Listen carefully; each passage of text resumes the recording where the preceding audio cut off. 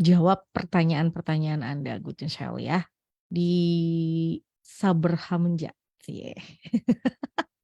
Iya, setiap hari Rabu dari jam 9 sampai jam setengah 11 Saber Hamenja hadir untuk Anda. Jadi yang mau nanya boleh di sini ya. Silahkan kirimkan pertanyaannya. Karena saya akan bersama dengan Ibu Elizabeth Philip yang akan menjawab pertanyaan-pertanyaan Anda. Saya sapa terlebih dahulu ya. Dan saya sudah terhubung melalui aplikasi Zoom nih pagi ini. Pagi Bu, Pagi, Ningrum. apa kabar Bu? Luar biasa, dahsyat, dan ajaib. Sehat ya Bu? Sehat dalam Hmm. perlindungan Tuhan. Duh, luar biasa ya. Jadi kalau hari-hari ini tuh sehat.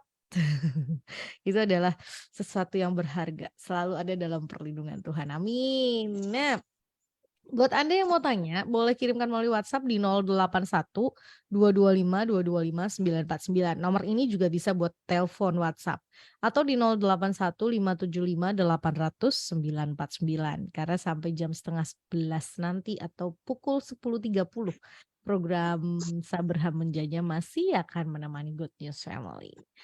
Ya Bu, kita jawab-jawab pertanyaan ya Bu pagi ini ya Bu. Ini pertanyaannya Yuk, sudah. siap.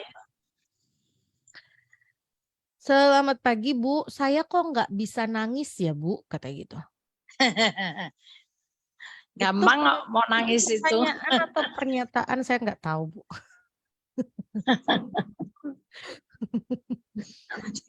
Ya, biasanya itu pengaruh didikan dari kecil. Ya, kalau mau nangis, ya boleh. Nggak boleh. Jangan nangis. Gitu. Mm-mm. Jangan nangis. Tiap kali mau nangis, dilarang menangis. Ini apalagi cowok gitu ya. Nah, jadi kalau setiap kali mau menangis, mau apa dilarang orang tua, itu bisa buat orang nggak gampang nangis. Terus kedua, dengan tegarnya kehidupan, menghadapi tantangan kehidupan, itu bisa aja jadi keras hatinya, jadi nggak bisa nangis. Nantinya kalau sudah kena jamahan Tuhan, pasti bisa. Tinggal ngalami aja nanti. Ketika kita ngalami kasih Tuhan yang mula-mula,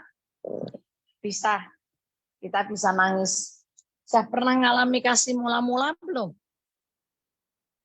Nah ini, udah pernah ngalamin kasih mula-mula belum? Nggak ada keterangannya, cuma nulis itu aja, Bu saya kok nggak bisa nangis ya Bu, gitu aja. Nanti kalau ngalami kasih mula-mula biasanya orang setegar apapun dia pasti nangis. Belum Bu Sekuat dijawab. apapun. Oh belum. Nah, ngalami kasih mula-mula dulu aja ketemu Tuhan Yesus. Nanti kan pasti hatinya dirubah jadi lembut. Jadi nangis. Ya. Nanti bisa-bisa jadi cengeng. Dikit-dikit nangis, dikit-dikit nangis. Dengar orang lihat keadaan apa, dikit-dikit nangis terharu. Karena Tuhan, kasih Tuhan. Kebanyakan gitu. Orang yang keras gitu, nanti ketika sudah mulai ngalami kasih mula-mula, gampang banget mencucurkan air mata. Alami dulu aja kasih mula-mula ya. Berdoa supaya bisa ngalami jumpa pribadi dengan Tuhan. Ini dia melanjutkan dengan WhatsApp bertanya, caranya bagaimana Bu mengalami kasih mula-mula? Ya memang harus ngalami Tuhan ya. Ngalaminya bisa bermacam-macam. Ada orang yang nggak di persekutuan doa, tidak di dalam gereja, dia lagi dengerin firman, atau dia lagi berdoa sendiri, tiba-tiba dilawat Tuhan, bisa aja, sangat bisa. Bisa, macam-macam sih ya, itu nggak bisa dipakai sebagai suatu doktrin atau dipastikan ngalami Tuhan tuh begini, begitu enggak. Jadi setiap orang punya jumpa pribadi dengan Tuhan gitu. Ngalami kasih mula-mulanya tuh ngalaminya berbeda-beda. Jadi saya nggak bisa ngomong dan nggak bisa ngajarin. Ada Ya. orang yang ngalami jumpa pribadi dengan Tuhan ketika lawatan, ketika ada kebaktian kebangunan rohani, ada yang di persekutuan, dilawat Tuhan, ketika berdoa sama teman-temannya gitu, satu kelompok sel gitu, dia dilawat Tuhan, bisa. Dia bisa nyanyi sendiri, yang tadinya dia hanya nyanyi-nyanyi biasa gitu aja, tapi tiba-tiba Roh Kudus menjamah dia sehingga dia dapat itu jamahan, sehingga dia ngalami kasih mula-mula. Bisa, jadi banyak hal. Caranya banyak. Minta aja sama Tuhan Yesus. Tuhan, aku kepengen ngalami jatuh cinta sama Tuhan. Gitu aja. Nanti Tuhan kasih kesempatannya. Dan Ya. caranya biar ngikuti cara Tuhan. Nanti kalau sudah dapat Ibu kesaksian di ini Good News, jadi bisa jadi berkat buat yang lain. Ya, berdoa saja minta sama Tuhan, Tuhan aku pengen mengalami jatuh cinta sama Tuhan, kasih yang mula-mula gitu ya. Karena kita nggak bisa mendoktrin harus berdoa A, harus berdoa B, atau harus di mana gitu, nggak bisa. Setiap orang punya waktu dan tempatnya sendiri gitu ya Bu ya, untuk Iya. mengalami kasih yang mula-mula gitu kan. Bisa saja di dalam kebaktian tadi seperti diceritakan Bu Elis, bisa saja di saat sedang berdoa pribadi gitu ya, atau bersaat teduh pribadi, atau bahkan ada yang tiba-tiba ketika memuji Tuhan terus kemudian dia merasakan kasih yang mula-mula itu atau jatuh cinta yang lebih dalam. Oke, semoga menjawab pertanyaannya ya Bu, praktek dulu Bu, silahkan gitu ya, lakukan terlebih dahulu, nanti pasti Tuhan dengar dan Tuhan jawab. Oke, kita lanjut ke pertanyaan selanjutnya ya. Yang mau tanya monggo silahkan 081225225949 atau 081575800949. Pertanyaannya terserah, Anda mau tanya apa boleh. Mumpung ada Bu Elis bisa menjawab pertanyaan Anda ya. Oke, selamat pagi Bu. Beberapa waktu yang lalu Ibu membahas tentang persepuluhan atau perpuluhan. Pertanyaan saya, bagaimana jika berkat itu bukan berupa uang tetapi berupa barang? Apakah juga harus diperpuluhkan? Bagaimana caranya? Terima kasih. Kalau saya nih, Hmm. zaman dulu itu kan juga dalam bentuk barang, Oh panenan, iya. ya kan? Oh, Hmm. di ulangan 14 tuh bilang, kalau tempatnya jauh, kamu uangkan, Mm-mm. gitu loh. Mm-mm. Kamu harusnya kan kita membawa hasil panen itu ke dalam rumah Tuhan, gitu kan tempatnya. Kalau jauh Tuhan bilang uangkan.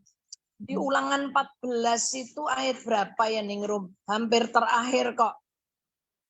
Kelihatannya antara 20 berapa ya? Ulangan 14. Kalau tempatnya jauh, kamu uangkan.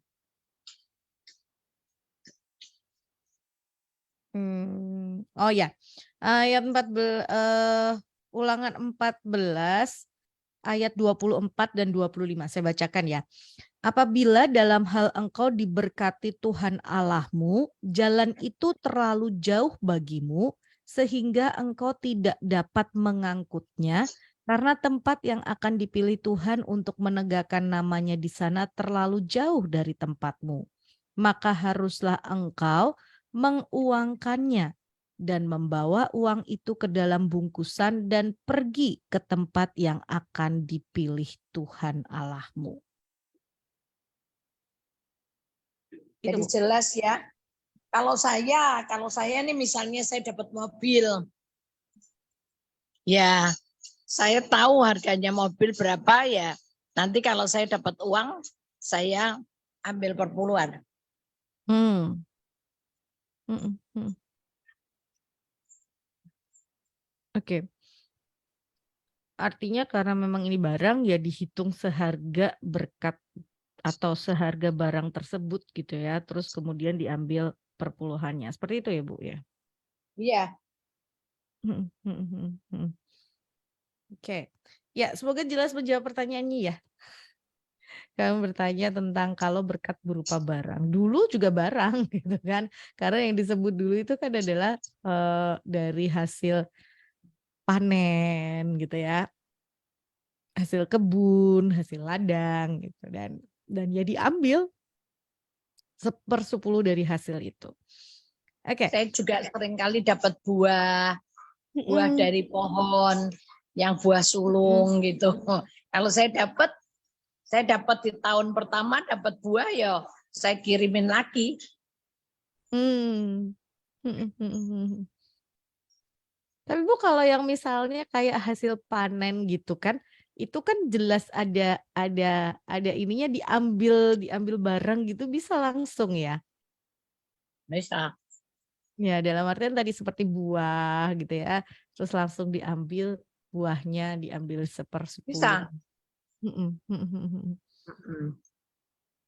Oke, lanjut lanjut. Semoga ini jelas ya tentang pembahasan ini karena ini hanya melanjutkan sedikit pembahasan dari berapa minggu yang lalu ya, 2 minggu yang lalu kalau nggak salah ya. Oke, Ya, yang mau tanya boleh 081225 225 949 atau 081575 800 949. Bu, saya sering mendengar pernyataan belajarlah dari kesalahan. Sebetulnya bagaimana dan apa maksud pernyataan tersebut dan bagaimana menurut pandangan Alkitab? Terima kasih. belajar dari kesalahan menurut pandangan Alkitab memang harus belajar dari kesalahan. Maksudnya kita pernah salah nih. Misalnya contoh. Mhm, Misalnya nih, kita meresponi masalah itu dengan tidak benar. Atau misalnya ketika tantangan di gereja. Ayo siapa yang mau memberi berkat? Silakan maju ke depan. mhm, Terus emosi dipikirnya itu memang Tuhan. mhm, Karena tantangannya bilang nanti kalau Anda yang akan memberi akan dapat 100 kali lipat. Karena emosi, Anda maju. mhm, Anda memberikan semua uang yang ada di kantong Anda. mhm, Tapi sejak hari itu, ya Anda tidak pernah mendapat 100 kali lipat dari janji itu. Gitu mhm, kan?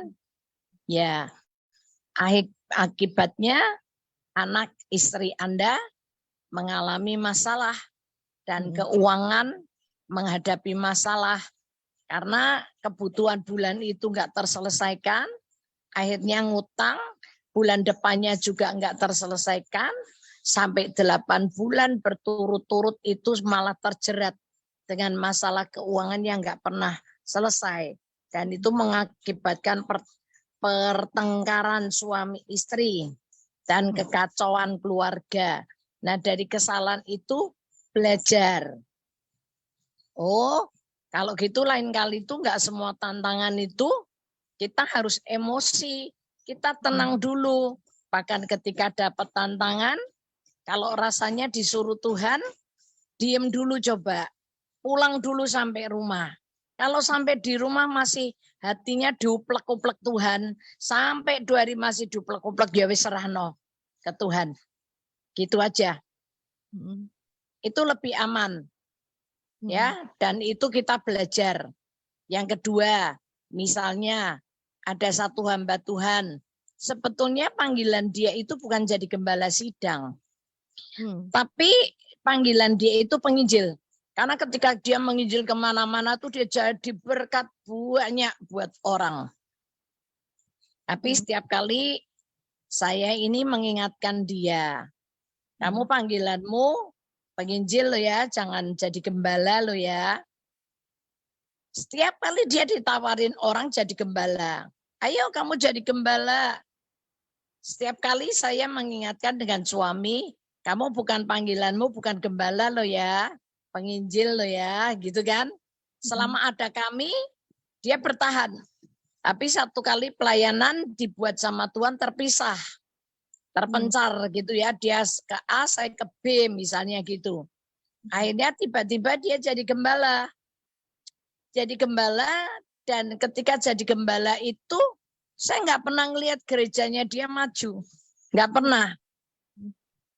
Gerejanya sampai sudah diangkuti pakai Daihatsu, pakai apa, ya sudah, dia sudah keuangannya amburadul, sudah kacau. Kebaktian aja 5 orang itu sudah ada maminya, sudah ada adiknya, sudah sama saya, sama suami saya, dengan siapa, ya cuman 5-6 orang. Jadi nggak pernah punya jemaat yang bener gitu, enggak. Sampai satu kali istrinya sakit-sakitan. Saya ngomong gini lagi, Pak, ayo lo Pak, balik. Panggilanmu tuh bukan jadi gembala. Panggilanmu tuh jadi penginjil. Dia jawab saya lagi, enggak. Karena setiap kali saya mau tinggal, Tuhan bilang gini, apakah kamu mengasihi aku? Apa kamu mengasihi aku? Kalau kamu mengasihi aku, gembalakanlah domba-dombaku. Saya ngomong lagi sama temen ini. Coba kalau kamu bilang gembala yang ditabiskan sama manusia kan, itu tak tanya jemaatmu yang satu itu. Gimana hubungan suami istrinya? Gimana kondisi keuangannya? Gimana kondisi hubungan dia dengan anaknya? Dia nggak bisa jawab. Dia bilang, kamu nggak tahu kan? Aku yang tahu. Karena aku yang layani jemaatmu itu. Aku nggak ditabiskin sama hamba Tuhan jadi pendeta loh. Sedangkan kamu ditabiskan oleh seorang hamba Tuhan jadi gembala. Pertanyaan saya, yang gembala kamu atau saya? Dia nggak bisa jawab. Singkat cerita, dia kan dulu didukung sama teman-temannya. Ayo buat gereja, bangunin, didukung. Setelah jadi gereja, temannya kabur semua. Pergi tinggalin dia. Sampai satu kali, istrinya kan meninggal. Nah, istrinya meninggal karena sudah bilang sama saya dia nggak kuat gitu loh. Dengan pelayanan ini tuh dia nggak kuat gitu. Akhirnya istrinya meninggal. Nah, ketika istrinya meninggal, belum sampai berapa bulan, dia dikenalin sama satu hamba Tuhan juga. Gitu. Didorong-dorong, disurung-surung, dijodoh-jodohin, akhirnya jadi juga. Ini saya lihat, teman ini nggak pernah belajar dari pengalaman. Dia waktu itu didorong-dorong temannya untuk jadi gembala. Dibantu semua sama temannya sampai berdiri gereja. Begitu jadi berdiri gereja, dapat izin gereja, dapat ditabiskan jadi gembala, akhirnya temannya semua lari. Ini sekarang lagi didampingi, dijodoh-jodohin, dikenalin, terus akhirnya menikah. Belum 1 tahun istrinya meninggal, dia menikah lagi. Saya bilang, ini orang nggak pernah belajar dari pengalaman. Maksudnya gini, dulu dia didukung teman-temannya, padahal itu bukan maunya Tuhan, tapi dia mau, akibatnya berantakan. Sekarang lagi didukung lagi sama teman-temannya, istrinya meninggal belum sampai 1 tahun, nikah lagi. Akhirnya setelah menikah teman-temannya hilang semua lagi, ninggalin dia lagi. Sehingga akibatnya ya udah amburadul keluarganya. Sampai itu semua habis kejual, sampai dia nggak punya apa-apa. Pergi pelayanan aja mesti naik Grab, naik sepeda motor. Padahal dulu diberkati Tuhan luar biasa. Maksudnya, makanya di kita dari cerita ini kan kita kembali. Kalau kita belajar dari kesalahan itu, dulu sudah pernah salah. Jangan buat kesalahan lagi. Kalau dulu geraknya karena dukungan orang, sekarang kalau didukung orang jangan mau.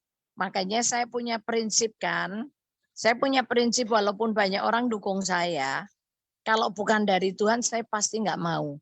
Tapi sekalipun tidak ada yang mendukung saya, kalau memang itu Tuhan yang mau, saya akan jalani. Saya udah ngomong sama teman saya ini, ayo tinggalin jemaatmu itu, serahin aja ke gembala. Orang yang memang punya niat, memang punya panggilan, jadi gembala sidang, serahin aja ke dia. Kamu kembali ke pelayananmu jadi penginjil. Tapi dia nggak mau, dia lebih berat karena dia udah dibangunin gereja, dia sudah ada peralatannya semua gitu. Dia sudah menggabung dengan satu gereja, jadi udah berat dia. Ya udah. Itu maksudnya jangan jatuh ke kesalahan yang sama. Kalau dulu pernah gara-gara emosi, terus ngalami keterpurukan, nah sekarang jangan lagi seperti itu. Kalau misalnya ada tantangan, jangan respon seketika. Ya, karena banyak sama Mbak Tuhan itu disondel emosinya gitu loh. Digerakkan emosinya. Padahal kalau segala sesuatu dari emosi itu nggak betul. Pulang dulu, nanti kalau sampai di rumah diuplek-uplek sama Tuhan, tetap suruh ngasih, ya kasih aja. Pasti Tuhan oke. Dan nggak perlu sampai dapat gini. Nanti kalau kamu memberi, kamu akan dapat 100 kali lipat. Nggak usah diiming-imingi 100 kali lipat. Itu nggak betul sudahan. Ya kalau mau memberi, ya karena cinta Tuhan, mau melakukan kehendak Tuhan, monggo silahkan. Saya kira cukup ya contohnya ya. Ya, makasih. Ya, semoga menjawab pertanyaannya ya Good News Family, bagaimana belajar dari kesalahan. Jadi ketika terjadi sesuatu kita harus mengevaluasi diri, melihat dulu gitu ya. Ini bener enggak, loh kok bisa seperti ini, kenapa gitu ya. Nanti kita harus tahu, oh ternyata harusnya seperti ini. Oke. Ya, semoga menjawab pertanyaannya dan yang mungkin mau tanya, monggo silahkan. Masih ada waktu. Masih panjang. Ya. Ini ada pertanyaan. Sebentar. Ini kok saya susah bukanya. Nah, selamat pagi Bu. Pikiran saya kok ke negatif terus ya Bu. Gelisah dan takut. Mengatasinya bagaimana supaya bisa ada damai, tenang. Karena saya ingin tenang dan damai dan juga sukacita. Terima kasih. Amin. Itulah benteng yang didirikan iblis untuk membuat kita tuh nggak punya pengenalan akan Tuhan. Ya, pikirannya negatif terus. Coba di 2 Korintus 10. 2 Korintus 10 ayat 3 sampai 5 itu memang peperangannya di situ. 2 Korintus 10 ayat 3. Memang kami masih hidup di dunia, tetapi kami tidak berjuang secara duniawi. Karena senjata kami dalam perjuangan bukanlah senjata duniawi, melainkan senjata yang diperlengkapi dengan kuasa Allah. Senjata yang diperlengkapi dengan kuasa Allah. Terus? Yang sanggup untuk meruntuhkan benteng-benteng. Meruntuhkan benteng-benteng. Kami mematahkan setiap siasat orang dan merubuhkan setiap kubu yang dibangun oleh keangkuhan manusia. Mematahkan siasat orang dan merubuhkan kubu.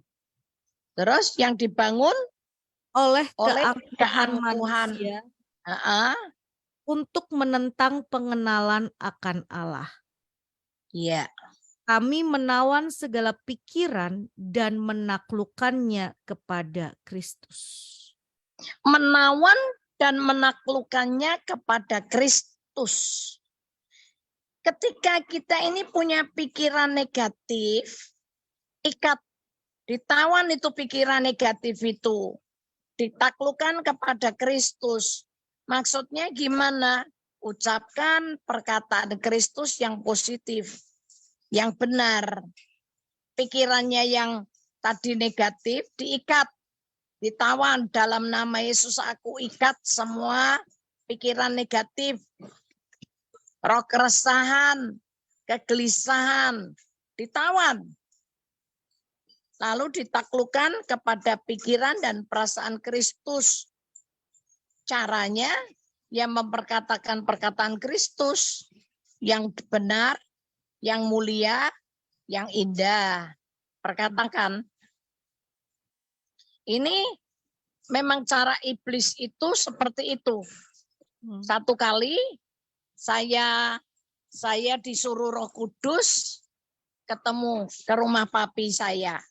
Waktu itu saya sudah menikah ya. Nah, ketika saya disuruh ke rumah papi saya nggak ngerti suruh apa, pokoknya ke rumah papi. Ternyata di rumah papi saya sepi. Yang ada cuma papi saya. Saya tanya, Pap, Mami di mana sama ini? Lagi pergi, mamimu lagi beli tiket mau ke Jakarta. Oh ya, lu papi sendirian di rumah? Iya. Pada waktu itu Roh Kudus nyuruh saya untuk peluk papi saya. Saya pikir gini, gile, nggak ada orang di rumah, cuman aku sama papi kandung saya. Masa aku mau cium, mau peluk papiku? Ntar dipikir papiku ini, aku mau ngapain, gitu kan? Itu pikirannya begitu. Nah, saya nggak mau itu, saya nggak mau lakukan. Tapi Roh Kudus itu kasih tahu, ayo peluk papimu. Saya nggak ngerti ya. Akhirnya yaitu tadi meruntuhkan senjata-senjata rohani yang diperlengkapi oleh kuasa Allah yang sanggup merubuhkan benteng-benteng, ya, siasat daripada manusia dan kubu-kubu pertahanan yang didirikan iblis untuk menentang pengenalan akan Allah, gitu kan? Akhirnya saya maju, saya peluk papi saya. Sudah, saya nggak mau mikir negatif. Saya maju, saya peluk papi saya. Terus Roh Kudus bilang, papi, Eli sayang papi. Saya sambil peluk papi saya bilang, papi, Eli sayang papi. Elis nggak kepengen papi masuk neraka. Saya nggak nduga sama sekali kalau tiba-tiba papi saya bisa nangis gerung-gerung kayak anak kecil. Tahun itu umur saya baru 40 tahun ya. Saya dari kecil sampai umur 40 itu saya nggak pernah lihat papi saya nangis seperti anak kecil, nggak pernah. Tapi hari itu papi saya tuh nangis sampai kayak anak kecil. Sambil manggut-manggut, papi, Elis sayang papi. Elis tidak mau papi masuk neraka. Saya bilang, papi percaya Tuhan Yesus ya. Papi saya sambil nangis kayak begitu. Dia mengangguk-ngangguk kalau dia mau ikut Tuhan Yesus. Sudah. Setelah itu ya sudah. Saya pikir-pikir, ngapain ya? Cuma melakukan cuman begitu, gitu kan ya. Ya sudah, orang memang suruh melakukannya seperti itu, ya seperti itu. Singkat cerita, sekian bulan kemudian, saya baru tahu, papi saya ini mungkin gengsi. Kalau ada mami saya, kalau ada kakak saya, kemungkinan belum tentu dia mau nangis kayak gitu. Karena dia orangnya cukup, papi saya itu orangnya keras, tegar gitu ya. Nggak mungkin gitu loh, dia bisa nangis seperti itu. Terus berapa bulan kemudian papi saya masuk rumah sakit. Ketika masuk rumah sakit, kakak adik saya semua sudah bilang ya masuk rumah sakit. Papi saya bilang enggak, nunggu anakku perempuan. Cuma nunggu saya. Saya bilang iya papi masuk rumah sakit, yuk Elis anterin. Saya temenin kan. Terus di rumah sakit saya cuman gini, papi jangan lupa ya, papi nanti pulang dari rumah sakit papi baptis. Papi mau ikut Tuhan Yesus kan? Papi mau masuk surga toh sama kita semua? Papi saya bilang ya. Benar, pulang dari rumah sakit, saya lupa. Dia siap-siap, rambutnya dicukur, kumisnya, cambangnya semua dibersihkan. Terus dia papi saya siap minta dibaptis. Dan papi saya dibaptis, saya ingat sekali itu tanggal 19 September 2000 dan tanggal 9 Januari 2001 papi saya meninggal. Cuma dikasih waktu 4 bulan. Seandainya waktu itu saya enggak menaklukkan pikiran saya yang negatif itu kepada pikiran Kristus, saya enggak mau peluk papi saya, mungkin papi saya enggak baptis. Dan kalau papi saya enggak terima Yesus, enggak baptis, papi saya enggak selamat. Ya, jadi caranya ya memang begitu punya pikiran negatif mesti ditawan. Pikiran itu ditaklukkan, jangan berkembang. Itu akan membuat hati kita resah dan gelisah. Karena kalau kita berpikir negatif, biasanya kan keresahan dan kegelisahan itu menguasai hati dan pikiran kita. Tapi ketika kita sudah mulai memperkatakan perkataan Kristus, yang seperti saya selalu katakan, renungkan dan perkatakan firman itu menaklukkan dan menawan pikiran negatif itu terus ditaklukkan kepada pikiran Kristus. Kita hidup berkemenangan. Cukup nggak Ningrum? Cukup. Jelas. Oke. Sangat jelas gitu ya. Taklukkan kepada Kristus pikiran negatif itu. Gitu kan. Itu yang justru yang membuat tidak tenang, tidak ada sukacita, tidak ada damai sejahtera, ya timbulnya awalnya dari situ. Betul ya Bu ya? Ya. Jadi kebenaran firman Tuhan yang memberi sukacita, memberi damai sejahtera itu nggak bisa masuk karena tadi pikirannya udah terlanjur dipenuhi dengan pikiran negatif tadi, gitu kan? Oke, lanjut. Oh, ini kan tadi Ibu menjawab pertanyaan tadi gitu ya. Pengenalan akan Allah dan menaklukkannya kepada Kristus. Terus kita bilang kan pikiran Kristus. Ini ditanyakan Bu, pikiran Kristus itu apa? Pikiran Kristus tuh ya firman. Yap. Firman itu kan pikiran Kristus. Yes. Yang sudah dicurahkan di dalam Alkitab itu, di dalam firman. Itu pikiran-pikiran, itu perasaan dan itu kehendak Allah itu sudah ada semua di dalam Alkitab. Ya. Tidak memilih ayat yang A, ayat yang B, ayat yang C, tapi semua yang ada di dalam Alkitab itu yang harus kalau kita ngomong terus-menerus ya, baca firman, terus perkatakan, renungkan, perkatakan dan lakukan. Seperti itu ya Bu ya? Ya. Ya. Oke. Cukup ya pembahasan tentang ini cukup ya. Sudah jelas sekali soalnya apa yang disampaikan Bu Elis. Menghalonya gimana? Tadi diikat pikiran negatif itu lalu gantikan dengan apa yang kita baca di dalam kebenaran firman Tuhan dalam Alkitab itu. Kita baca, renungkan, perkatakan, dan lakukan. Oke. Next.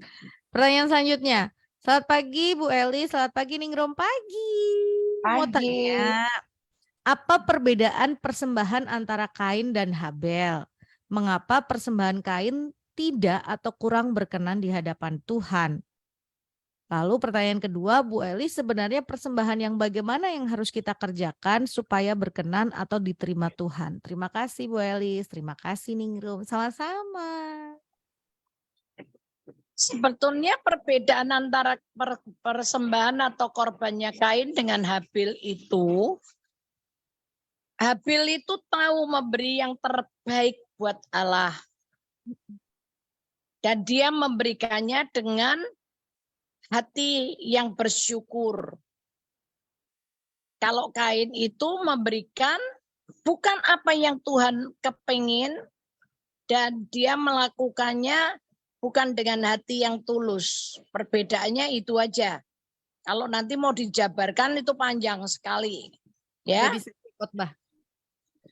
Jadi satu session khotbah sendiri, pelajaran Alkitab PA. Itu. Nah, persembahan apa yang berkenan sama Tuhan, yang dimaui? Ya, pasti yang ada padamu. Itu persembahan dari bukan hasil uang yang nggak benar. Misalnya uang dari utang, Tuhan pasti nggak mau. Yang kedua, uang dari korupsi, itu, atau uang dari ngutang sama orang nggak bayar. Kita punya duitnya dari seperti itu. Tapi kita ngasih persembahan ke Tuhan. Itu pasti nggak mau. Tuhan pasti nggak berkenan. Dari hasil dulu saya pernah nih sampaikan cerita nih. Saya pernah dikasih orang uang, tapi ternyata Tuhan bilang, ini persembahan ini seperti bangkai tikus. Ingat nggak ya, Ningrum, saya pernah cerita itu ya? Kayaknya udah lama banget ya Bu, Ibu cerita Ya tentang itu. lama. Saya Udah bilang, mau 1 tahun loh Sabraha jatuh. masa ya? Nah, Iya. tapi itu. Jadi ketika saya lagi tunggu tamu, saya kayak orang berapa detik gitu, kayak orang tertidur gitu, terus saya ngeliat, duh, kok orang ini ngasih di tangan saya bangkai tikus gitu loh. Saya udah teriak-teriak, itu tikus, itu batang tikus, itu tikus mati. Tapi dia bilang enggak, tikusnya mati itu dikasih pita. Dikasih pita terus dikasih di tangan saya. Aduh, saya geli, saya kebangun. Saya kebangun karena tamu saya yang konseling sama saya sudah datang. Akhirnya saya selesai konseling, saya telepon ibu ini yang kasih saya. Saya bilang, Bu, maaf tadi ibu kasih saya persembahan. Saya boleh tahu enggak kok ibu bisa kasih persembahan gimana? Iya, saya digerakkan hati Tuhan, ingat sama Bu Elizabeth, suruh kasih ke Bu Elizabeth.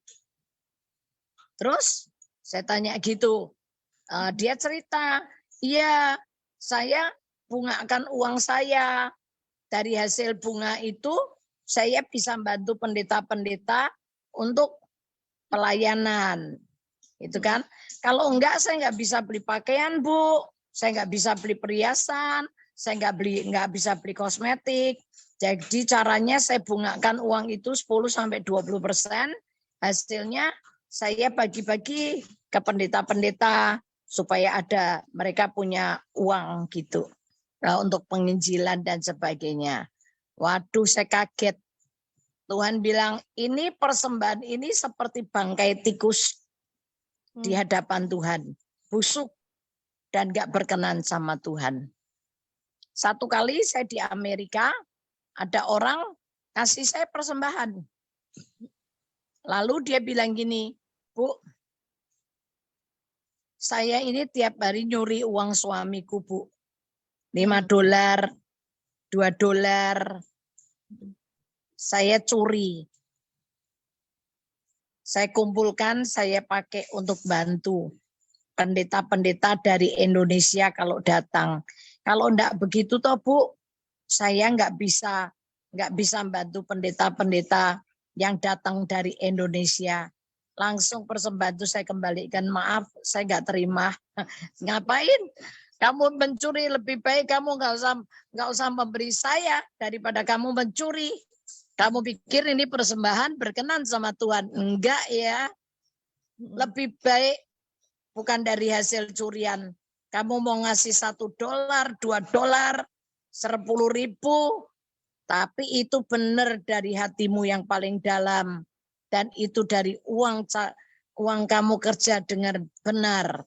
Itu yang diperkenan sama Tuhan, seperti itu persembahan. Satu, Tuhan nggak pernah minta dari apa yang tidak ada sama kita.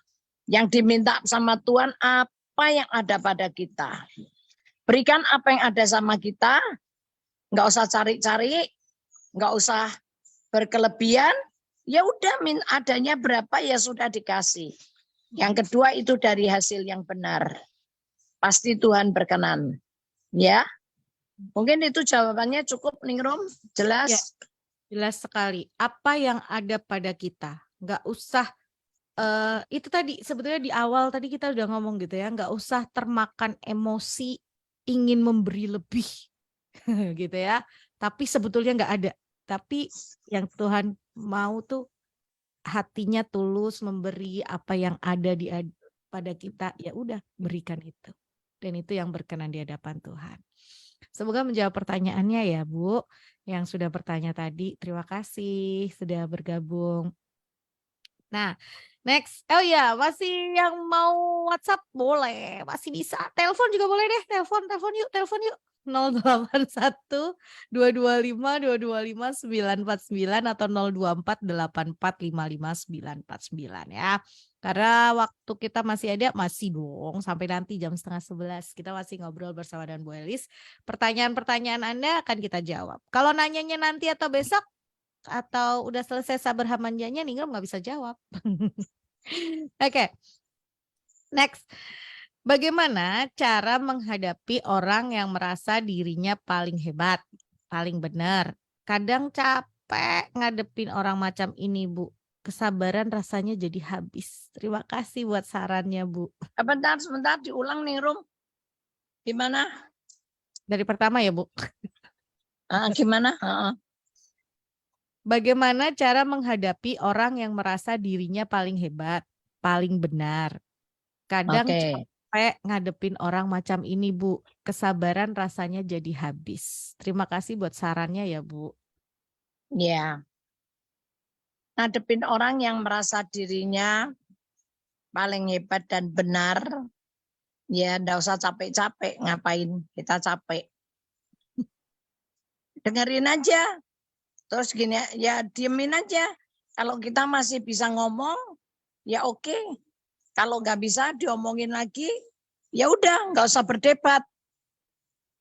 Dengerin aja. Ada firman yang berkata, jawablah orang bebal itu dengan kebebalannya. Jadi kadang-kadang memang saya sendiri ketemu dengan banyak orang seperti itu. Ada orang yang merasa dirinya benar. Apalagi datang konseling ke saya itu hanya untuk pembenaran diri sendiri. Ya, saya bilang kalau kamu sudah merasa diri kamu benar, ngapain kamu datang ke tempat saya? Ya kan? Kamu datang ke tempat saya hanya untuk pembenaran diri, nggak usah deh. Kalau kamu sudah merasa diri kamu benar, ya silahkan. Tapi sejujurnya, menurut Alkitab, apa yang kamu pikir benar itu nggak benar. Bisa taunya dari mana? Baca Alkitab ini loh. 2 Timotius 3:16 kan bilang, firman yang ditulis itu dengan ilham roh, dengan tujuan mengajar. Kedua, menyatakan kesalahan. Ketiga, memperbaiki kesalahan. Yang keempat, mendidik orang hidup dalam kebenaran. Nah, biasanya orang yang merasa benar itu orang yang suka berdoa. Orang yang suka berdoa, dia selalu bilang gini, aku rak mungkin salah, aku pasti benar karena aku wis sembayang. Nah, gitu loh. Aku pasti benar, aku nggak mungkin salah karena aku sudah berdoa. Dia berdoa tapi dia nggak baca Alkitab. Nah, banyak pendoa syafaat itu suka doa tapi nggak punya firman, nggak pernah baca Alkitab. Maka kebenarannya adalah kebenaran pribadi, bukan kebenaran Tuhan, tapi kebenaran pribadi. Kita lihat Roma 10 aja yuk. Roma 10. Ini orang sungguh-sungguh. Orang biasanya banyak yang di dalam gereja.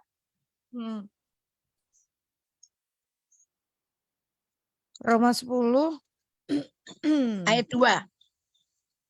Roma 10 ayat 2. Sebab aku dapat memberi kesaksian tentang mereka bahwa mereka sungguh-sungguh giat untuk Allah, tetapi tanpa pengertian yang benar. Lihat, kita akan ketemu dengan orang-orang yang sungguh-sungguh giat untuk Allah. Ya. Rajin pelayanan, rajin sekali berdoa. Tapi, tuh loh di ayat 2, tapi mereka sungguh-sungguh giat untuk Allah, tapi tanpa pengenalan yang benar tentang Allah. Bisa tuh orang melayani tanpa pengetahuan tanpa pengertian yang benar tentang Allah. Ayat 3-nya nih, Rum. Sebab oleh karena mereka tidak mengenal kebenaran Allah dan oleh karena mereka berusaha untuk mendirikan kebenaran mereka sendiri, Berusaha mendirikan kebenaran mereka sendiri, maka mereka tidak takluk kepada kebenaran Allah. lihat. Akhirnya orang-orang yang kelihatannya sungguh-sungguh untuk Allah ini ujung-ujungnya justru berontak kepada Allah. Karena dikatakan tadi di ayat 3, mereka tidak takluk kepada kebenaran Allah. Ya. Berarti mereka justru jadi lawannya Allah, nyerang. Ini bahaya. Orang yang melayani, orang yang suka berdoa, tapi nggak baca Alkitab, itu bahaya banget. Banyak kebenaran diri sendiri yang dilakukan, bukan kebenaran Allah. Ya. Jadi tunjukin ke Alkitabnya, dia tetap mongkong, dia tetap berdiri kepada kebenarannya sendiri. Ya udah, kita nggak perlu debat sama orang seperti itu, capek. Kita nggak perlu nggak perlu berdebat sama orang seperti itu. Kalau masih bisa diajak sharing, monggo. Jadi kita nggak perlu kesel-kesel. Tapi kalau sudah dia merasa dirinya benar, ya udah diam aja. Benar, diam aja. Nggak usah debat ya. Capek, tapi kasih teladan aja. Ya. Ini itu jawabannya. Ya, semoga menjawab pertanyaannya ya. Nggak usah diajak berdebat karena justru akan semakin membuat capek. Tapi sekali lagi diamkan saja. Oke. Lanjut pertanyaan selanjutnya. Shalom Bu Elis dan Ningrum. Shalom. Saya Milka. Karena posisi saya di kerja sudah tidak nyaman, banyak haters karena hasutan-hasutan dan ada upaya atasan untuk mengeluarkan dengan mengambil sebagian tugas-tugas saya. Saya ingin wirausaha karena usia sudah hampir 50-an, single. Untuk cari kerja peluang kecil. Kira-kira usaha apa ya yang modal nggak terlalu besar dan prospeknya bagus? Kalau jualan makanan orang mungkin ragu karena saya etnis minoritas. Belum dapat ide. Mohon saran ya Bu. Terima kasih. Ningrum suaranya hilang. Saya nggak Halo dengar. Bu. Sekarang gimana? Sekarang udah dengar. Tadi hilang. Iya. Saya ulangin ya Bu. Iya. Shalom Bu Elis, shalom Ningrum, shalom. Oh. Saya Milka. Karena posisi saya di kerjaan sudah tidak nyaman, banyak haters karena hasutan-hasutan, dan ada upaya atasan untuk mengeluarkan dengan mengambil sebagian tugas-tugas saya. Saya ingin wirausaha karena usia sudah hampir 50. Single. Untuk cari kerja peluang kecil. Kira-kira usaha apa ya yang modal nggak terlalu besar dan prospeknya bagus? Kalau jualan makan orang mungkin ragu karena saya etnis minoritas. Belum dapat ide. Mohon saran ya Bu. Terima kasih. Saran saya diam dulu. Jangan bertindak apa-apa. Sambil berdoa, Tuhan tunjukin aku. Aku mesti ngapain. Jangan dengan modal yang terbatas.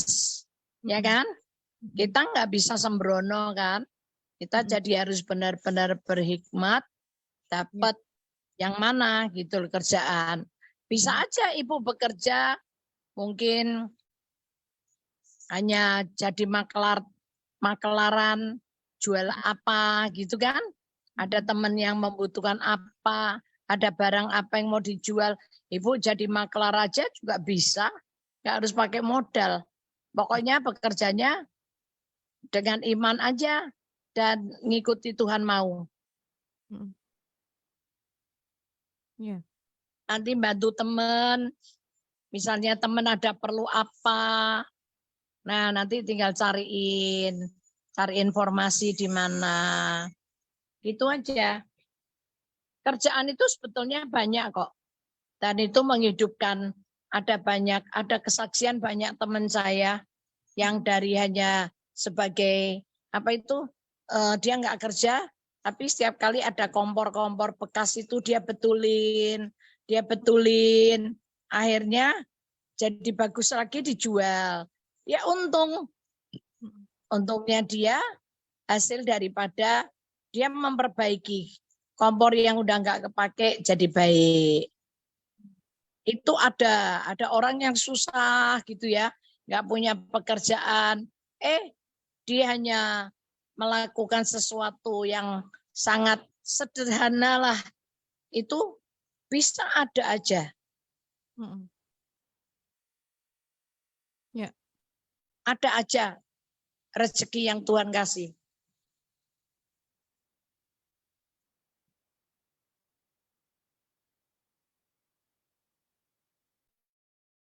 Berdoa sungguh-sungguh. Iya Bu, udah dengar suara saya Bu? Iya. Berdoa Tadi nggak dengar. Berdoa sungguh-sungguh, diam dulu, jangan bertindak sampai benar-benar Tuhan pastikan ini loh yang harus kamu lakukan gitu ya. Jangan tadi di awal juga Bapak sampaikan jangan bertindak berdasarkan emosi. Karena emosi semata terus istilahnya apa ya? Kalau orang Jawa bilang sih apa sih? Kemerungsung gitu. Wah, harus dapat dulu gitu.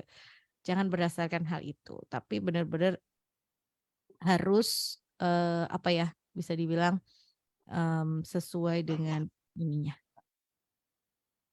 Oke. Semoga menjawab pertanyaan ya, Bu. Ini sudah ya, Bu, jawaban yang ini? Iya. Ya. Semoga menjawab pertanyaan Anda. Ibu Milka, terima kasih sudah hubungin kami. Oke, lanjut. Kita masih ngobrol dengan Bu Elis, masih di Sabar Hamenja gitu ya. Sampean bertanya, hambanya menjawab. Silakan. Yang mau tanya-tanya boleh 081225225949 atau 081575800949. Selamat pagi Bu, minggu lalu Ibu menjelaskan bahwa seringkali kita tidak sadar bahwa kita ini sombong, baik di hadapan Tuhan maupun di hadapan manusia. Lalu bagaimana caranya agar kesombongan ini hilang? Apakah harus didoakan? Terima kasih Bu. Halo. Doa sendiri bisa, nggak harus didoakan. Doa sendiri, cabut sendiri bisa, asal Anda sadar Anda sombong, Anda sadar itu sombong di hadapan Allah atau manusia, Anda cabut sendiri aja. Tuhan Yesus ampuni aku kalau aku sudah sombong. Tadi aku bilang begini, aku berpikir begini, gitu kan. Kesombongannya diakui, terus dalam nama Yesus, aku cabut semua roh kesombongan, keluar dari hati, pikiran, perasaan, memori dalam alam bawah sadar. Dalam nama Yesus. Terus minta darah Yesus menyucikan hidup Anda. Ya, jadi tapi harus sadar dulu gitu ya bahwa sombong. Karena kadang-kadang minggu lalu kita juga udah bahas kadang-kadang kita nggak sadar gitu ya dengan perkataan-perkataan sederhananya kita gitu kita ngomong apa sih contohnya kemarin Mbak Eli sampaikan ngono wae tak iso gitu ya. Itu kita lagi sombong padahal sebetulnya kita bisa itu semuanya karena Tuhan juga gitu kan. Nah, hal-hal begini nih kita harus tahu nggak berkenan di hadapan Tuhan, kita sudah mulai sombong nih. Nah, cabut. Tapi harus ngerti dulu tadi Bu Ella sampaikan kalau kita sadar bagus dong, berarti kita bisa bisa, berdoa untuk minta dan kita bisa mencabut semua kesombongan yang tadi sempat masuk. Oke, semoga menjawab pertanyaannya ya Good News Family, apakah harus didoakan? Enggak, doa sendiri, nggak usah harus didoakan sama orang lain gitu ya, doa sendiri, minta kita cabut di dalam nama Tuhan Yesus segala kesombongan dan lain Karena sebagainya. yang paling ngerti hati kita kan diri kita sendiri. Ya. Pendoa, nabi, belum tentu dia tahu sedetail-detailnya. Tapi kalau diri kita kan paling tahu sedetail-detailnya kita ini sebetulnya seperti apa karakter kita, pikiran kita, perasaan kita, apa yang kita alami. Itu yang paling tahu tuh diri kita sendiri. Mhm. Maka jangan bisa membersihin orang lain, tapi kita harus bisa membersihkan diri kita sendiri. Mhm. Iya. Karena yang kita tahu diri kita sendiri. Bu, tapi ketika kita melakukan misalnya tadi ya, waktu itu kan Ibu cerita tanpa sadar gitu ya, terus Roh Kudus langsung tegur gitu. Artinya ketika Roh Kudus langsung tegur, kita harus langsung bilang, "Oh, Tuhan minta ampun pada saat itu juga," atau seperti apa, Bu?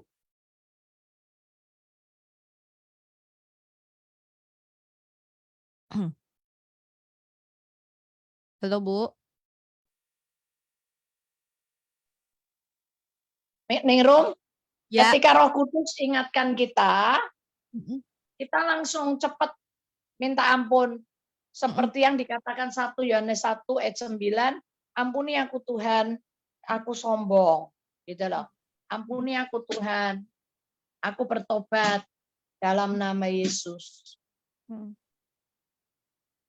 Setelah minta ampun, diampuni, lalu mengikat semua roh kesombongan dan mencabut itu keluar dari diri kita.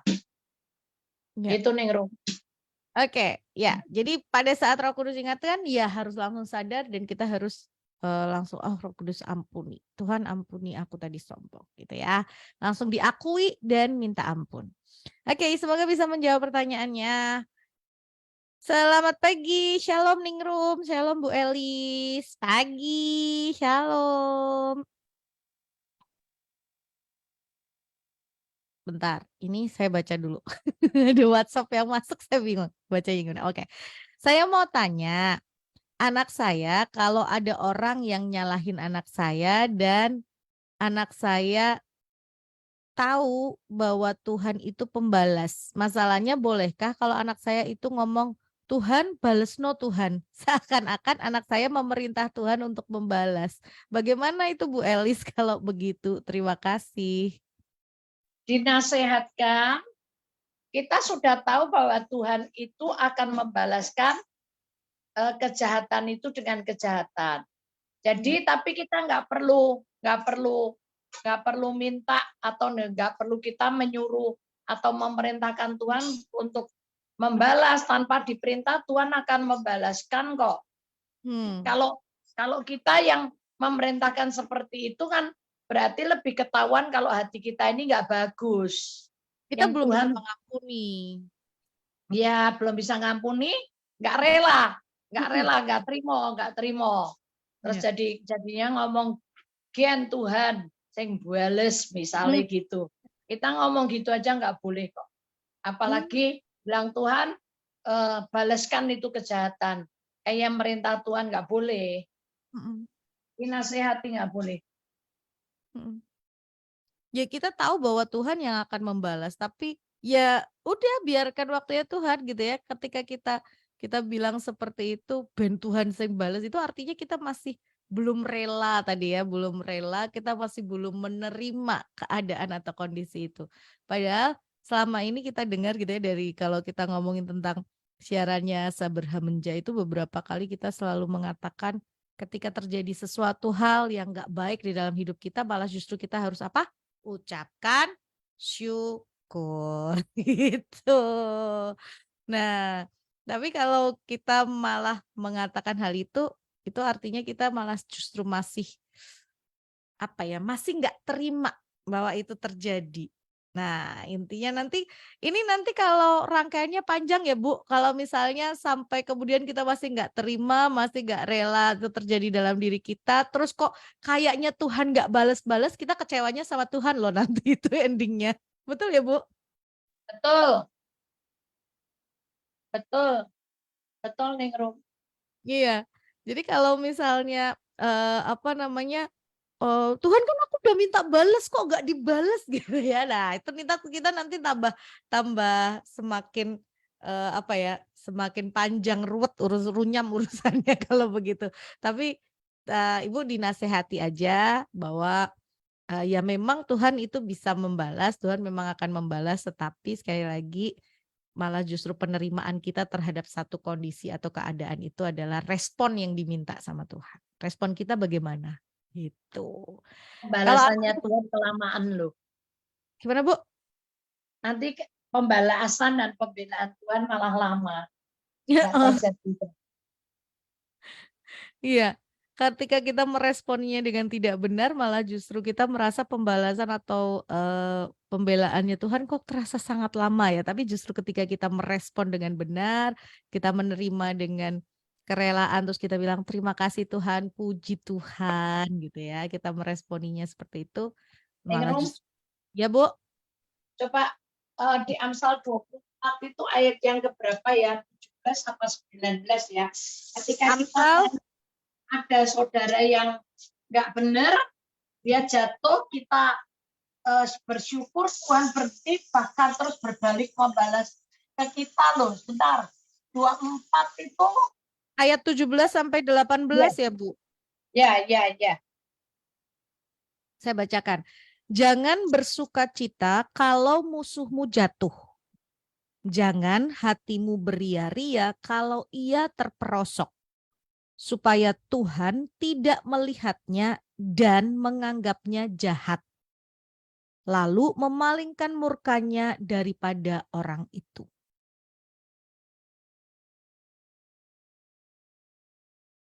Betul itu ya Bu?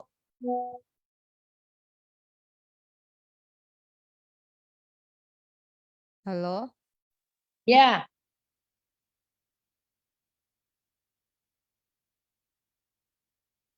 Betul yang itu ya Bu ya? betul, Ayat betul, 17 dan 18. betul. Betul, Ningrum. Iya, itu ayatnya. Jelas ya, Good News Family. Kalau ada saudara kita jatuh, ini malah langsung dikatakan di Amsal ini musuh kita jatuh, nggak boleh bersenang atas musuh kita yang jatuh atau terperosok. Maksudnya kan anak tadi tahu kalau Tuhan itu akan membalaskan. Ya, Ketika Tuhan membalaskan aja, ketika musuh itu terjatuh, terperosok, kalau kita bersyukur, bersorak-sorai, bersukacita karena kejatuhan musuh, itu Tuhan bisa melihat respon itu, Tuhan bisa berhenti dan malah berbalik ke kita, gitu kan? ya, ya, Apalagi kita minta Tuhan balesin, nggak boleh. nggak boleh. Ya, Mm-mm. jadi kalau memang itu masih ini dinasehati ya Bu, ini yang tadi bertanya dinasehati, dikasih pengertian gitu ya, dikasih pengertian bahwa ambilkan ayat ini aja nggak apa-apa dari Amsal 24 ayat 17 dan 18 karena ini jelas sekali Ya. di situ bahwa kita nggak boleh musuh kita loh yang jatuh terperosok, kita bersenang-senang itu nggak boleh di atas situ ya. Oke, lanjut. Selamat pagi Bu Elis. Bolehkah kita anak Pagi. Tuhan mengucapkan salam pakai bahasa saudara sepupu kita Bu? Terima kasih. Gimana? Bolehkah kita memberi Anak salam? Tuhan mengucapkan Ya, salam menggunakan bahasa saudara sepupu kita. maksud contohnya misalnya assalamualaikum Ya, begitu, betul. atau apa namanya alhamdulillah gitu. Ya boleh dong. Orang itu bahasa loh. Yes, Artinya alhamdulillah itu kan puji Tuhan. Assalamualaikum itu kan artinya shalom. Ya. Sebetulnya nggak masalah. Nggak masalah. Orang itu bahasa kok. Kalau sekarang kita pergi ke apa ya, ke Arab. Loh, kalau kita bisa ngomong dengan bahasa Arab kan keren. Orang juga ngerti maksud kita. Seperti Paulus bilang, lebih baik aku berbahasa yang orang lain mengerti daripada aku berkata-kata orang lain nggak mengerti maksudku gitu loh. Ya, betulnya nggak masalah. Saya kalau ketemu sama teman-teman yang dari Muslim, saya kalau ngomong ya alhamdulillah, astagfirullahaladzim, gitu-gitu kan, ya nggak masalah. Bahasa kok. Kalau di Mandarin saya ngomong pakai bahasa Mandarin bisa ya puji Tuhan toh. Itu malah keuntungan kita bisa bahasa banyak. Iya, keuntungan kita lebih. Ya, keuntungan kita lebih, kita bisa ngomong dalam banyak bahasa. Yap, jelas ya, Bu, untuk jawaban dari pertanyaannya tadi, bagaimana berbahasa, itu hanya bahasa gitu ya, itu bahasa. Kita bisa kok menggunakan bahasa itu di mana saja. Dan boleh, karena itu bahasa. Kalau kita di daerah sana juga kita pakai bahasa pengantarnya itu sama kayak di Indonesia. Oh, bahasa pengantarnya Indonesia gitu ya, diizinkan dan boleh. Oke, lanjut. Yang mau telepon boleh deh 02484559949. Saya tadi kelupaan buka line telepon tapi kok nggak ngeliatin ada telepon masuk nggak. Maaf ya. Atau di 081225225949 untuk telepon WhatsApp-nya. Kalau telepon secara langsung, telepon yang dari telepon rumah gitu ya, telepon Telkom tuh loh gitu ya. Itu di 02484559949. Tapi kalau untuk WhatsApp call-nya atau telepon melalui WhatsApp di 081225225949. 081225225949. Selamat pagi Bu, saya mau tanya, saat ini ada beragam dan berupa-rupa pengajaran dengan nama Yesus. Bagaimana kita bisa membedakan mana yang benar dan mana yang tidak? Terima kasih. Nomor 1, Tuhan bilang ujilah segala roh. Rohnya itu mesti diuji. Ya, kalau sudah spiritnya ketahuan, ini enggak benar, ya udah. Yang kedua, kalau mau tahu lagi, dari mana? Dari baca Alkitab. Paulus bilang, ada banyak orang akan memberitakan Yesus yang lain. Ya kan? Ya. Bahkan dikatakan Paulus di surat itu, dia berkata, terkutuk orang yang menyampaikan Yesus yang palsu gitu. Maksudnya yang ajaran Yesus yang nggak benar gitu kan. Ya, tapi ya kalau kita nggak perlu begitu. Tapi kalau sudah mengerti yang disampaikan pengajarannya adalah Yesus yang lain yang sekarang lagi muncul. Oh, Yesus itu bukan juru selamat sejati. Oh, Yesus itu bukan gembala yang sejati. Yesus itu penebus, tapi bukan penebus yang sejati. Kalau sudah tahu seperti itu ya sudah, kita nggak usah dengerin lagi. Sebagaimanapun hebatnya dia berbicara, khotbahnya bagus, dia pendeta besar, punya gelar berderet-deret. Tapi kalau ajarannya nggak benar ya udah kita nggak usah ikut-ikutan dong. Ya. Di 1 Yohanes 4 itu kalau nggak salah ya ini room. 1 Yohanes 4 ayat 1 tuh apa? Ujilah segala roh. Ya. Saudara-saudaraku yang kekasih, janganlah percaya akan setiap roh, tetapi ujilah roh-roh itu. Apakah mereka berasal dari Allah? Sebab banyak nabi-nabi palsu yang telah muncul dan pergi ke seluruh dunia. Terus? Sudah. Demikianlah kita mengenal roh Allah, setiap roh yang mengaku bahwa Yesus Kristus telah datang sebagai manusia berasal dari Allah. Iya. Kalau sudah enggak seperti itu ya berarti bukan dari Allah. Sebetulnya makanya firman ini kenapa dari awal saya bilang, ayo baca firman, renungkan dan perkatakan. Dengan tujuan apa? Loh itu semua sudah gamblang ditulisin di Alkitab loh. Bagaimana caranya kita menguji roh, bagaimana kita bisa mendengarkan supaya tidak tersesat oleh pengajaran palsu di akhir zaman. Itu semua udah dikasih tanda-tanda, ciri-cirinya semua dikasih tahu. Ya, oke. Mungkin cukup ya. Ya, semoga menjawab pertanyaannya ya. Kembali, yang pertama ujilah segala roh tadi 1 Yohanes 4 ayat pertama, kedua, dan ketiga kayaknya bisa. Nah, terus baca Alkitab. Gitu. Gimana caranya kita bisa tahu itu nggak benar? Ya dari mana standarnya? Balik lagi standarnya firman Tuhan atau Alkitab. Gitu ya Bu ya? Iya.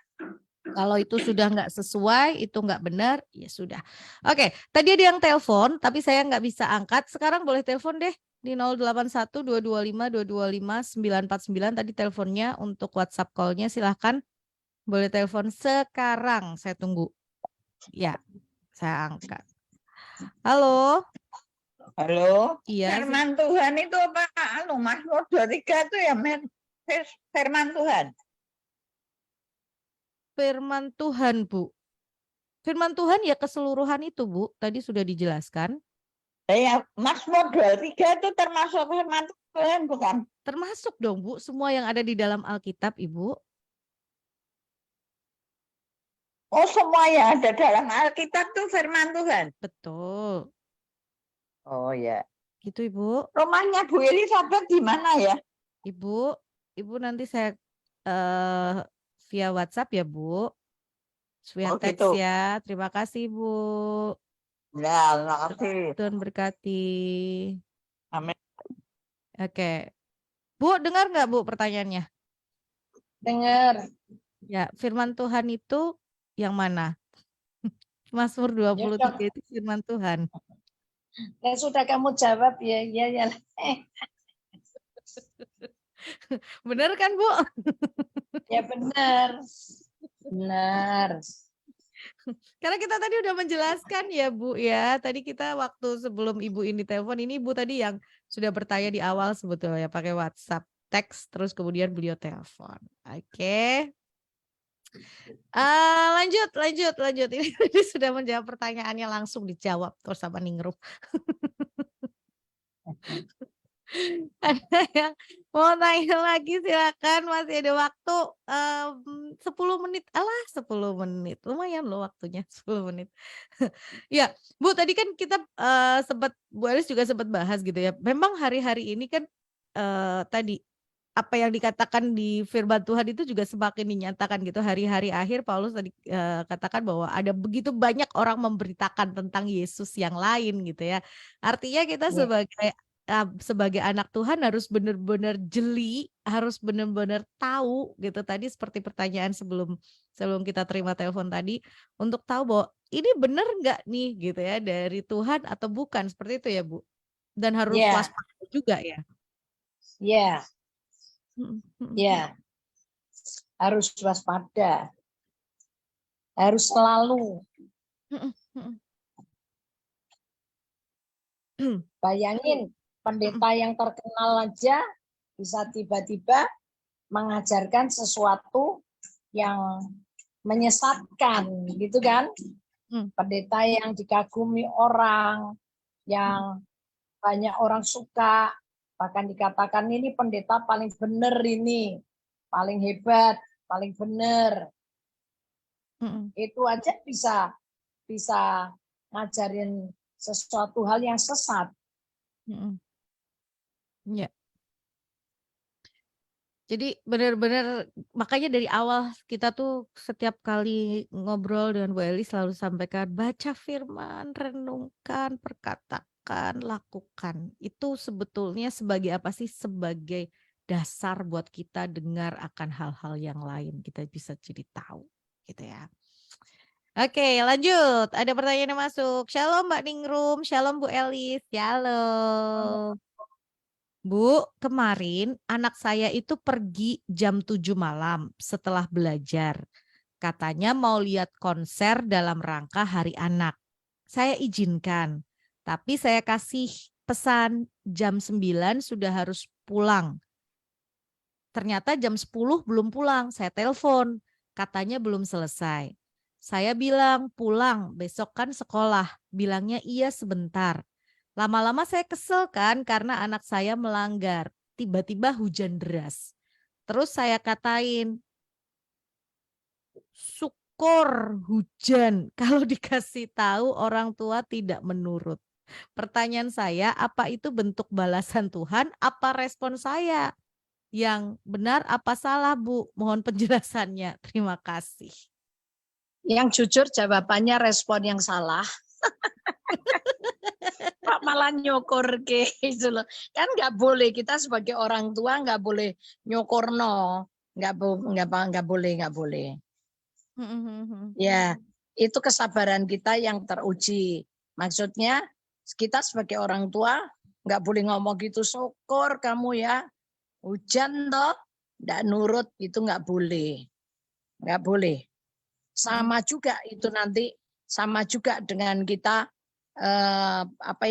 bergembira dengan kemalangan orang yang Sama kayak yang di dinasehati. Amsal tadi Loh ya. iya toh, iyalah yang dinasehati nggak nurut akhirnya terjadi hal begitu kan syukur gitu kan, itu kan sama saja. Nggak boleh. Ya puji Tuhan kamu masih sampai di rumah, makannya lain kali nurut sama mami. Kalau disuruh pulang. Jadi kamu nggak kehujanan, harusnya kan ngomongnya begitu. Oke. Ya itu Ningrum. Ya, jadi jangan disyukur ke Bu, itu nanti kayak Amsal tadi kita beria-ria di atas kemalangan orang gitu ya. Jika musuhmu terperosok, ya dia memang bukan musuh kita, tapi kan kita lagi bersukacita nih di atas penderitaan orang lain gitu, itu nggak boleh gitu ya. Oke. Ya, oke lanjut. Ini masih ada pertanyaan, masih. Selama masih belum waktunya selesai terus, lanjut ya. Bu Elis, arti 9 kata bahagia menurut Tuhan Yesus itu bagaimana ya, Bu? 9 kata bahagia. Ya, Apakah itu yang firman di berbahagialah atas orang itu ya, Bu? yang suci hatinya, berbahagialah orang yang membawa damai, berbahagialah orang yang murah hati, berbahagialah orang yang lemah lembut, itu kan 9 sabda bahagia itu kan. Nah sebetulnya pengertiannya kalau kita punya 9 itu, kita pasti jadi orang yang berbahagia dong. Karena Ya. coba kita kalau suci hatinya kita bisa memandang Allah. Apa kita tidak bahagia, mata kita bisa melihat hadirnya Allah yang maha besar. Kita pasti bahagia. Dunia ini akan luruh dalam hadiratnya. Kemewahan dunia ini akan hancur, luruh, lebur dalam hadirat Tuhan. Ngelihat Tuhan itu indah sekali. Bagaimana kita nggak bahagia kalau disebut anak-anak pembawa damai. Pembawa damai itu bahasa Jawanya ngerukonake, suka ngerukonake. Kalau yang tadinya teman, berantem, teman musuhan, sekarang teman bisa akur guyonan lagi. Apa hati kita nggak bahagia? Pasti kita bahagia. Dikatakan di situ berbahagialah orang yang murah hati, karena dia akan mewarisi bumi kah? Matius. Berbahagialah orang yang lemah lembut karena mereka akan memiliki bumi. Nah, bagaimana kita tidak bahagia kalau kita punya kelemah lembutan, kita nih yang mau memiliki loh, mewarisi bumi loh. Bahagia enggak? Ya bahagia banget kita. Terus lemah lembut habis itu apa? Bahagialah orang yang lapar dan haus akan kebenaran karena mereka akan dipuaskan. No, lihat ketika kita ini lapar dan haus akan firman kebenaran itu kita akan dipuaskan. Siapa orang yang tidak bahagia? Orang puas itu pasti bahagia. Maka kadang-kadang orang kepengen melampiaskan kemarahannya karena dia kepengen cari kepuasan kan. Karena dia merasa kalau puas itu bahagia. Iya. Selagi itu berbahagialah. Orang yang murah hatinya karena mereka akan beroleh kemurahan. Nah, kalau kita ini bisa murah hati terhadap orang lain, kita akan berbahagia, kita juga akan dapat kemurahan kok. Saya ngalami hal ini tuh luar biasa. Karena belajar punya kemurahan hati ya kepada siapapun ya. Ketika satu kali saya di luar negeri, nggak kenal siapa-siapa. Kalau di Indonesia itu ya, saya dapat kemurahan hati dari banyak orang itu, saya masih gini, iyalah, karena kan banyak nabur gitu, banyak orang kenal gitu ya. Kalau saya di Australia, kalau saya di Kanada, kalau saya di Amerika, dapat kemurahan hati dari orang. Itu kan dari orang-orang yang nggak pernah terima kebaikan saya, dari orang-orang yang nggak pernah kenal saya. Nah, saya menggenapkan ayat itu, iya ya. Kalau saya murah hati ini sebetulnya saya sedang bermurah hati kepada diri saya sendiri loh. Karena saya akan mendapat kemurahan hati juga dari orang-orang. Ya. Jadi pengertiannya Tuhan minta kita bisa memiliki ini. Kelemah lembutan, bisa ngalami haus dan lapar akan firman. Terus berbagi, kita jadi orang yang murah hati, suci hatinya. Ya toh? Ya. Jadi pembawa damai. Wah, itu ketika kita punya spirit, punya karakter 9 ini, kita pasti jadi orang yang bahagia. Nggak mungkin nggak. Ya. Itu yang diharapkan Tuhan. Yes. Ya. Oke. Ya, semoga menjawab pertanyaannya ya yang bertanya tentang arti kata kata bahagia, 9 kata bahagia itu. Itu memang coba bayangin banyak orang Kristen tapi hatinya kotor, nggak suci.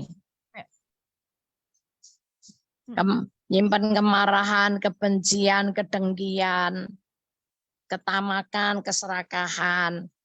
Banyak orang Kristen tapi berapa yang murah hati? Sedikit. Yang pelit seabrah-abrah gitu kan. Yeah. Berapa banyak orang Kristen yang membawa damai. Sukanya justru ngadu domba. Memecah belah. Tapi kalau benar-benar dia membawa damai, suka ngerukun ke teman yang putus hubungan, yang berantem. Nah itu coba luar biasa loh itu. Kalau kita renungkan. Ya. Ya nih Rum lanjut. Lanjut Bu, terakhir Bu, pesan buat Good News Family. Ini sudah 10:29. Oh, udah selesai ya. Saya kira masih lanjut. Udah 10:30 Bu. Iya. Iya. Saya hanya berpesan teman-teman, saudara-saudara, sahabat Good News, tolong baca Alkitab. Benar-benar dengan teliti, jangan cepat-cepat, jangan kejar target. Karena hari-hari ini ada banyak pengajaran palsu. Jadi supaya kita tidak tersesat dan supaya kita tidak salah langkah, kita tetap ada di jalan Tuhan. Jangan cuma mengagumi pendeta hebat, tapi kagumi Yesus yang hebat buat kita, yang sudah mati dan bangkit buat kita, menyediakan hari esok yang penuh pengharapan buat kita. Ya, Anda tidak akan kecewa. Tuhan Yesus memberkati kita semua. Amin. Terima kasih Bu Elis, ketemu di lain kesempatan. Sama-sama Ningrum, Tuhan Tuhan berkati. berkati. Iya, terima kasih Gun Syamli buat pagi ini. Terima kasih yang sudah bersama dengan Sabar menjawab pertanyaan yang belum bisa dijawab. Kita pending dulu ya, maafkan. Waktunya harus selesai. Sampai ketemu di minggu yang akan datang Gun Syamli. Bye-bye.